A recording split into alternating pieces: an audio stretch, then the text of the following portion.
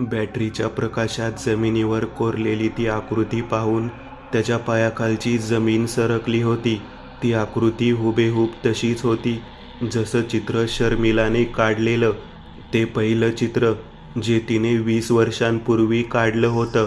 टक्कल पडलेला तो माणूस ज्याचं पोट खूप मोठं होतं, हातपाय सडपातळ होते, कमरेभोवती एक लंगोट गुंडाळलेला, ज्याच्या नाकपुड्या आणि कानाची छिद्र बुजलेली दिसत होती, ज्याच्या डोळ्यांच्या जागी फक्त खड्डे होते आणि ज्याचं तोंड इतकं निमुळतं होतं की ज्यातून फक्त डाळीचा एक दाणा आतमध्ये जाऊ शकेल. शर्मिलाने ते काढलेलं चित्र आणि आता जमिनीवर तो पाहत असलेला ती आकृती यात प्रचंड समानता होती. मध्यभागी ठेवलेली ती पंती अशा प्रकारे ठेवलेली जणू त्या कोरलेल्या आकृतीच्या नाभीवर ती पंती स्थापित केली होती. आहे काय नक्की हे? त्याने स्वतःलाच प्रश्न केला. बॅटरीच्या प्रकाशात आता तो आजूबाजूला पाहू लागला आणि थोडीशी धूळ त्याने अजून हाताने स्वच्छ केली. तांदळाचे, बाजरीचे काही दाणे तिथं पडलेले दिसत होते. शर्मिलाने जे चित्र रेखाटलं होतं आणि ज्याला ती काल्पनिक चित्र समजत होती, ते चित्र खरं म्हणजे काल्पनिक नाहीच आहे. कुठल्या तरी गडद अशा इतिहासातून ही आकृती इथे कोरलेली दिसत आहे. पण शर्मिला तर इथे कधी आली नाही. तिचा इथे येण्याचा काय संबंध? रितेश आणि रसिक जे काही करत होते त्याबद्दल तिला कोणतीच माहिती नव्हती असं ती म्हणते. मग हे तर काहीतरी वेगळंच आहे. त्याला काही कळत नव्हतं. अचानक त्याच्या मोबाईलमधून कसला तरी खरखर असा आवाज त्याला ऐकू येऊ लागला. त्याने पटकन मोबाईल बाहेर काढला. राज बाळा, काही लक्षात आलं का तुझ्या? कसा कोणास ठाऊक पण मोबाईलमधला FM रेडिओ आपोआप सुरू झालेला. राजने तर फोन लॉक केला होता तरीसुद्धा रेडिओ सुरू झाला होता आणि रेडिओमधून त्याच्या आईचा आवाज त्याला ऐकू येत होता.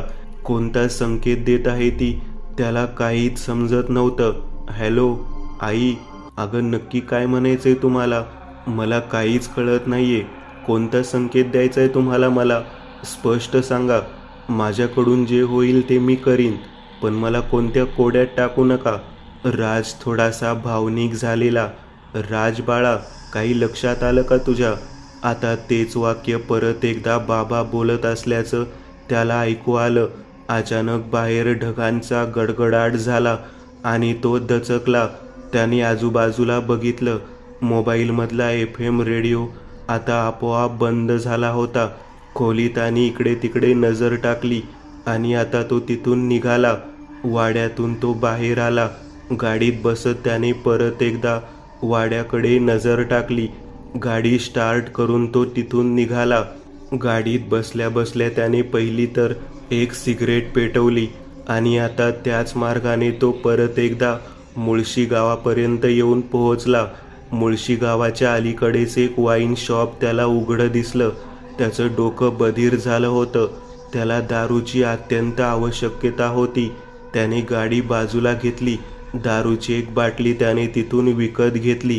कोल्ड्रिंक्समध्ये ती मिक्स केली आणि तो आता ती बाटली घेऊन तसाच गाडीत बसला. गाडीत बसल्यावर त्याने 4 घोट घेतले. बाटली बंद केली आणि गाडी स्टार्ट करून तो आता तिथून पुण्याच्या दिशेला निघाला. मोबाईल बाजूला डॅशबोर्डवर ठेवला होता.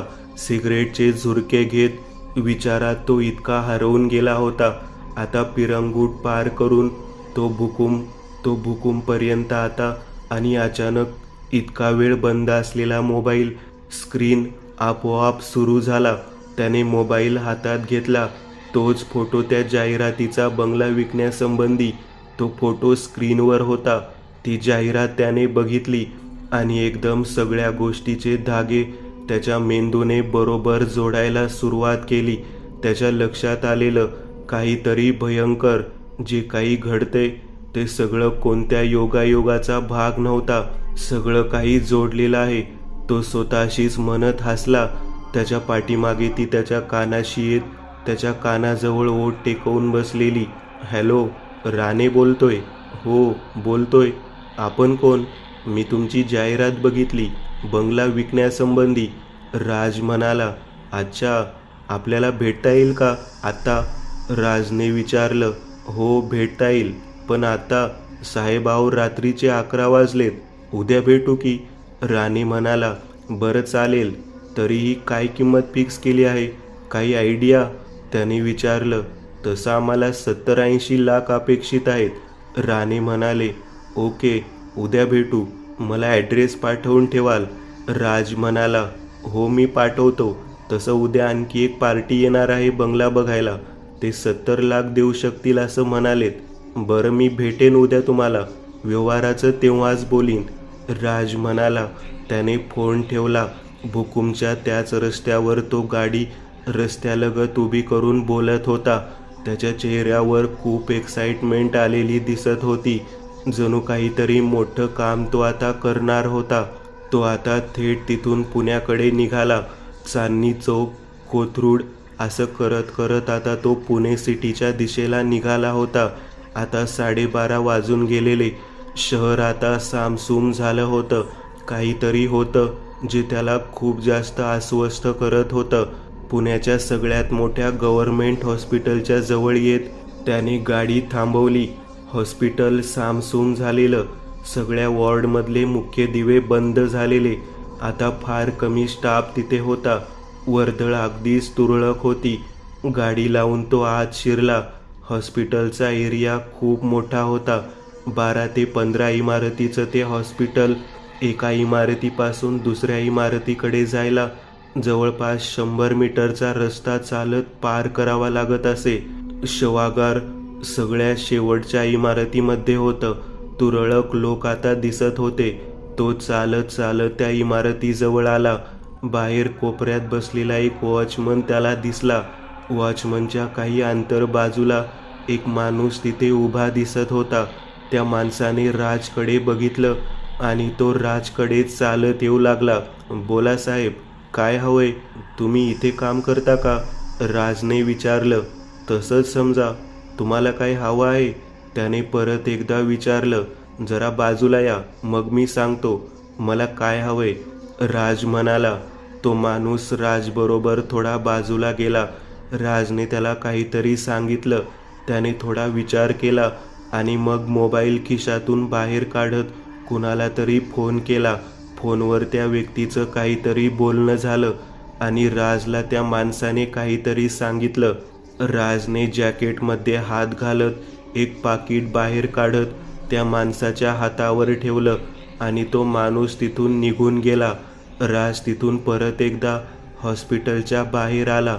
तो परत एकदा गाडीत येऊन बसला आणि काही वेळ त्याने गाडीतच बसून वाट बघितली. म्हणता म्हणता अर्धा तास झाला. अर्ध्या तासात त्याने 3 सिगरेट ओढून संपवल्या होत्या आणि तितक्यात त्याचा फोन वाजला. फोनवर त्या माणसाचं आणि त्याचं काहीतरी बोलणं झालं आणि त्याने लगेच गाडी स्टार्ट केली. त्याच रस्त्याने थोडासा पुढे येत त्याने डाव्या बाजूला जाणाऱ्या गल्लीत गाडी नेली आणि काही अंतर सरळ गेल्यावर परत एक डावं वळण दिसत होतं. तिथून आता तो त्याच इमारतीच्या अगदी मागच्या बाजूला आलेला. हॉस्पिटलची ती मागची बाजू होती आणि समोर त्या शवागाराची ती इमारत स्पष्ट दिसत होती. त्या माणसाला परत एकदा त्याने फोन केला आणि 2च मिनिटात समोरून त्याला तो माणूस आणि त्याच्यासोबत आणखी 2 जण काहीतरी घेऊन येताना दिसले. साहेब, डिक्की उघडा, तो माणूस म्हणाला. त्याच्यासोबत जे 2 जण आलेले त्यांच्या हातात एक मोठमोठं भरलेलं पोतं होतं. डिक्की खराब आहे, मागच्या सीटजवळ ठेवा, राज म्हणाला. त्या माणसाने मागचं दार उघडलं आणि ती दोन्ही भरलेली पोती मागच्या सीट समोर ठेवायला सांगितली. त्या लोकांनी ती पोती सीट समोर ठेवली आणि दार बंद करून घेतलं. आता तो माणूस देखील त्या दोघांच्या जवळ गेला. खिशातून त्याने काही पैसे काढले आणि त्या दोघांना दिले आणि आता तो राजच्या गाडीचं दार उघडून त्याच्या बाजूच्या सीटवर येऊन बसला. राजने गाडी स्टार्ट केली आणि आता ते तिथून निघाले. काही प्रॉब्लेम होणार नाही ना? राजने विचारलं.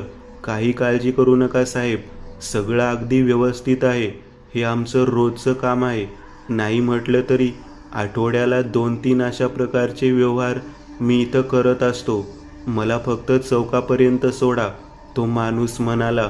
5च मिनिटात ते आता मुख्य चौकात आले. तो माणूस खाली उतरला आणि निघून गेला. राजनी गाडी आता तिथून पुन्हा एकदा कोथरूडच्या बाजूला घेतली. रात्री 1 वाजताची वेळ. सामसूम झालेले रस्ते आणि त्या निर्मनुष्य झालेल्या रस्त्यावरून धावणारी त्याची गाडी पुण्याची हद्द आता ओलांडून परत एकदा मुळशी भागात निघाली होती. वातावरण स्वच्छ होतं. पावसाची कोणती चिन्ह दिसत नव्हती, पण हवेत गारवा पसरलेला. वाऱ्याचा वेग थोडासा वाढल्यासारखा वाटत होता. गाडीची स्पीड 80-90च्या घरात होता. त्याला लवकरात लवकर तिथे पोहोचायचं होतं. तो करणार होता ते खरंच योग्य होतं की अयोग्य हे त्याला माहिती नव्हतं, पण त्याला मिळालेलं ते वरदान त्याला वाया घालवायचं नव्हतं. भूगाव, भुकुम, पिरंगुट, पौंड अशी गाव एक एक करत मागे सुटत चालली होती. आता दूरवर त्याला जंगलातली वाड्याकडे जाणारा मार्ग दिसू लागला होता. त्या मार्गाने त्याने गाडी आता उजवीकडे घेतली. आधी घाट, मग घाटातील उजवीकडे जाणारा जंगलाकडचा रस्ता त्याने आता धरला होता. आणि आता दूरवर त्याला तो वाडा दिसू लागला. वाड्याच्या जवळ येत त्याने गाडी थांबवली. हातातल्या घड्याळात त्याची नजर गेली. 2:30 वाजले होते. तो गाडीतून उतरला आणि आता मागच्या सीटवरच एक पोतं त्याने बाहेर काढलं. ते पोतं खांद्यावर लादून आता तो वाड्याच्या गेटमधून आत गेला. पण तो वाड्याच्या आत न जाता डाव्या बाजूने मागच्या बाजूला असलेल्या अंगणाकडे गेला. ते पोतं त्याने तिथं ठेवलं आणि तो परत एकदा गाडीच्या इथे आला. आता दुसरं पोतं घेऊन तो परत एकदा तिकडेच गेला. काही वेळातच दोन्ही पोत्यांच्यावर बांधलेल्या दोऱ्या त्याने आता सोडवल्या होत्या. पहिल्या पोत्यातून एका वृद्ध 65 ते 70च्या घरातल्या एका पुरुषाचं प्रेत त्याच्या समोर होतं.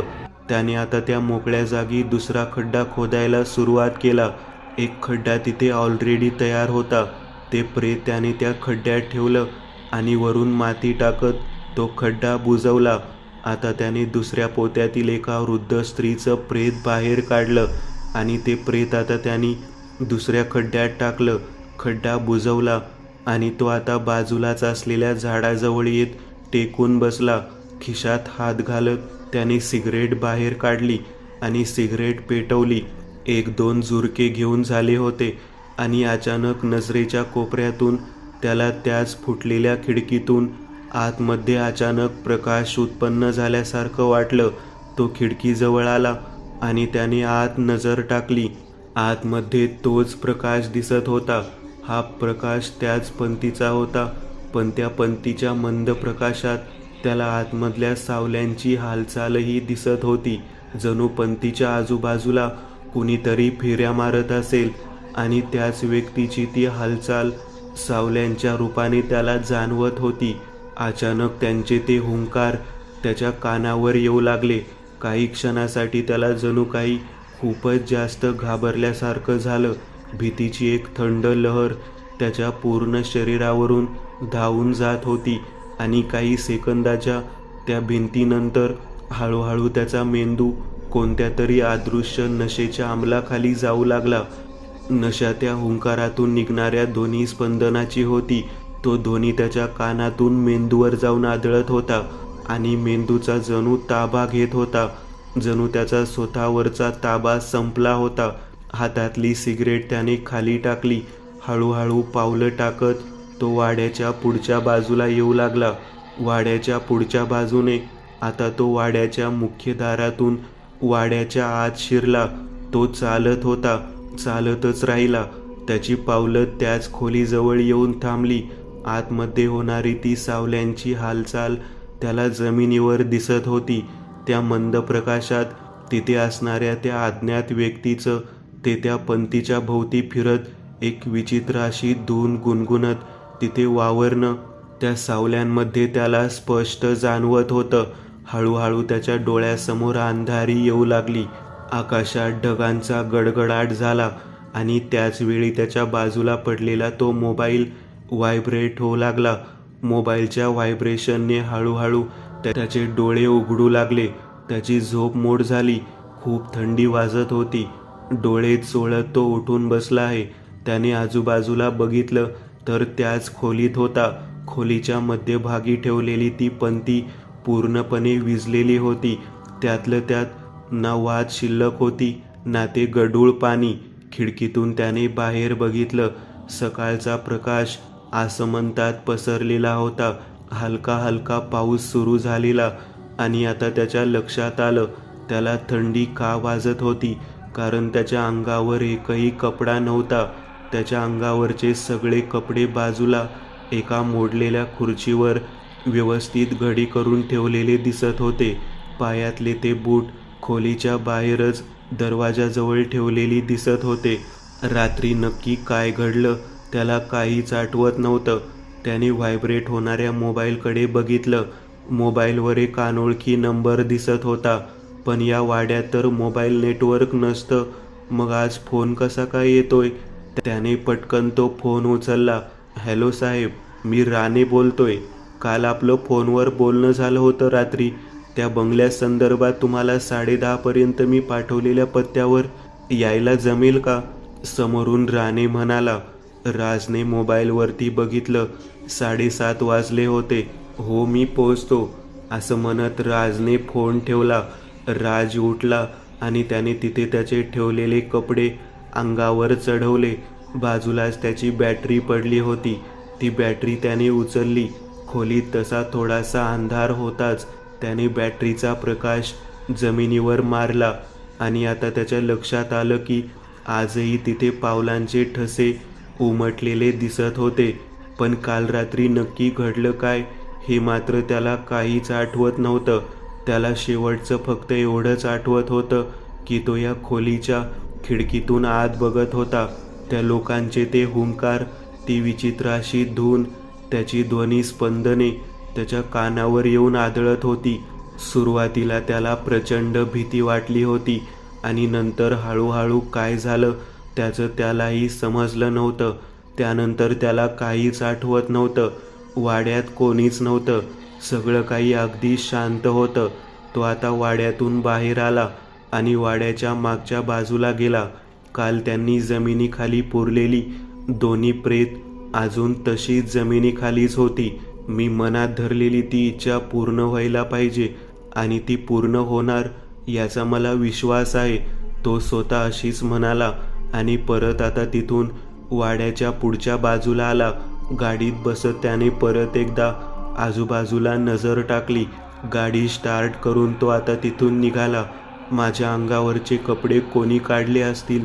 मी तिथे विवस्त्र अवस्थेत का पडलो होतो? नक्की काय झाले काल रात्री? मला काहीच कसं आठवत नाहीये. याच विचारात तो गाडी चालवत होता. तासाभरातच तो आता भुकुमपर्यंत येऊन पोहोचला. समोर एक हॉटेल दिसत होता.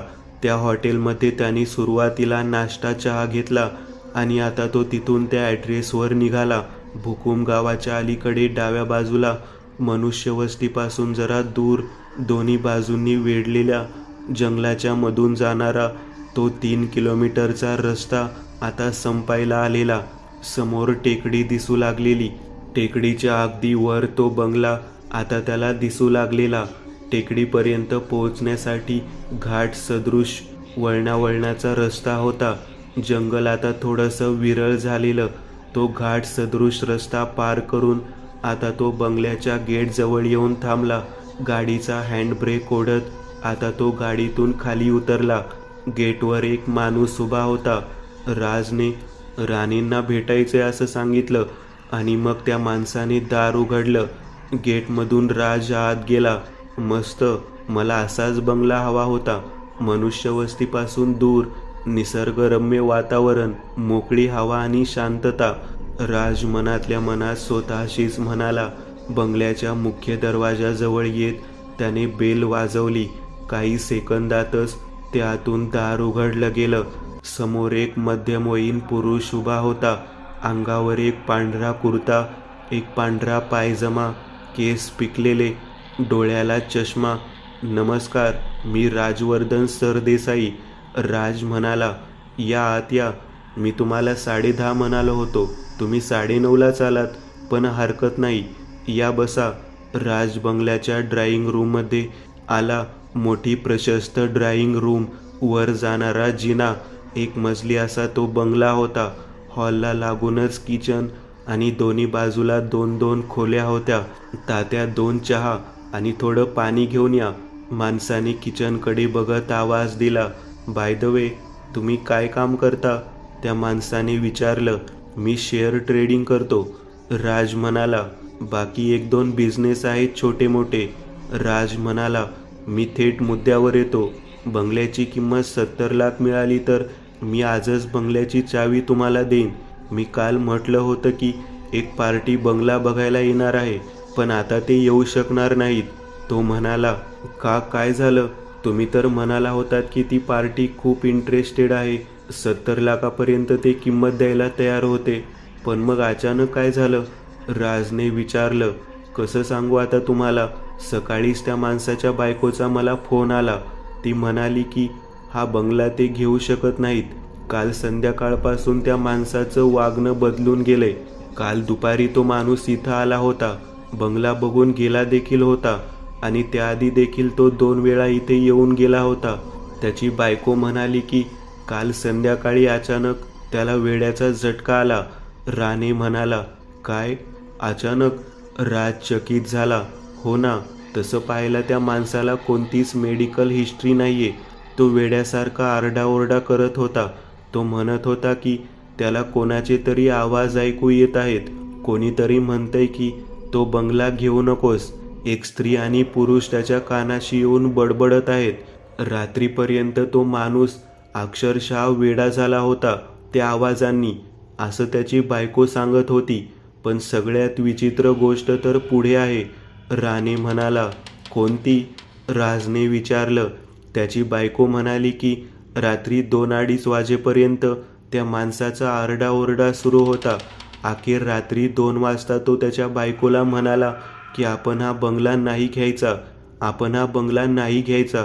आणि जसं हे वाक्य त्याच्या तोंडातून बाहेर पडलं, त्याला ऐकू येणार आहे ते आवाजही बंद झाले रात्री. अखेर सकाळी 6:30 वाजता त्याच्या बायकोने मला कॉल करूनही गोष्ट सांगितली. म्हणून मग मी थेट तुम्हाला संपर्क केला. हा बंगला माझ्या वडिलांनी बांधला होता. आता मी जर्मनीला सेटल होतोय. माझा तिथे बिझनेस आहे. आता इथलं सगळं काही विकून आम्ही सगळी फॅमिली जर्मनीलाच सेटल होणार आहोत. पुण्यात एक फ्लॅट आहे, त्याचा देखील व्यवहार पूर्ण झालाय. माझी फॅमिली आता तिथेच आहे. एकदा का हा व्यवहार संपला की आम्ही महिन्याभरात इथून निघून जाऊ. राणे म्हणाला. 70 लाखाला तुम्ही हा बंगला विकत घेतला का?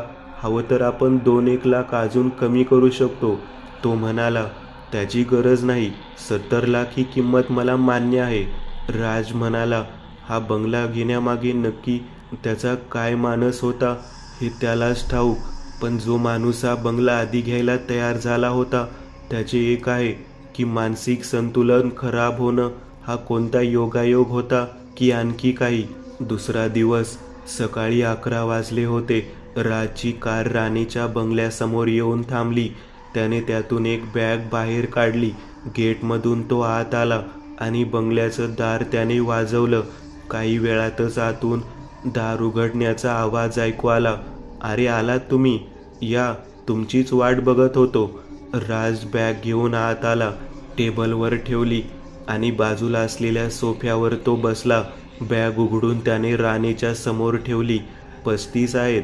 तुम्ही म्हणाल्याप्रमाणे अर्धी कॅश आणि अर्धी उद्या रजिस्ट्रेशन झाल्यावर चेकने देईन, राज म्हणाला. ग्रेट.